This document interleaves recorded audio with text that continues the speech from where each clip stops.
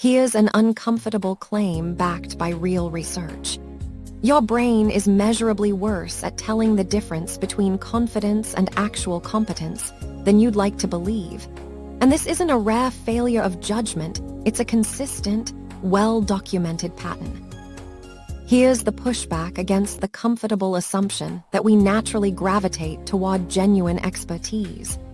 Studies on group decision-making have repeatedly found that confidently delivered opinions carry disproportionate social influence, independent of the actual accuracy or expertise behind them. In simulated group tasks, participants who spoke with more vocal confidence were rated as more competent and were more likely to have their opinions adopted by the group, even when their actual track record on the task was no better, and sometimes measurably worse than quieter, more hedging participants.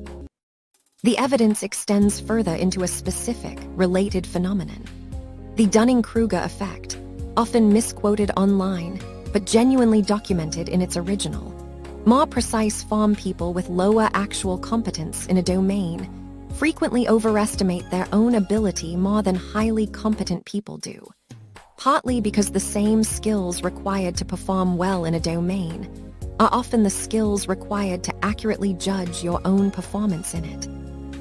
The result is a strange but real pattern.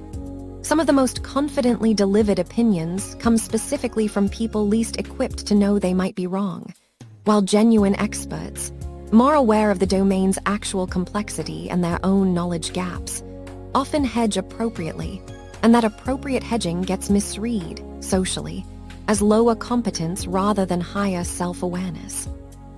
The nuance worth adding here, because the finding is easy to overstate.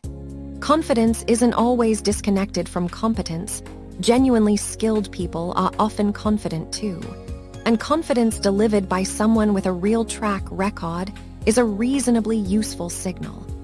The problem isn't that confidence is meaningless. It's that your brain uses it as a mental shortcut for competence, processing it quickly and automatically, rather than as one input among several that should be weighed against actual track record, credentials, and demonstrated results. Why would this shortcut exist at all, given how unreliable it clearly is? Evaluating someone's actual competence rigorously takes time, information, and effort that isn't always available in the moment a judgment needs to be made. Confidence is a fast, easily observable proxy, not accurate, but cheap to process, which made it a reasonably useful heuristic in situations where slower, more accurate evaluation wasn't practically possible, even though it produces real, measurable errors whenever confidence and competence happen to diverge. My verdict: this isn't an argument for cynically distrusting all confident people, or trusting only the most hesitant voice in the room, which would just be a different kind of unreliable heuristic. It's an argument for deliberately separating the two signals when a decision actually matters noticing, when you're impressed by someone's certainty specifically, and then consciously asking what independent evidence exists for their actual track record, before letting the confidence itself stand in as proof.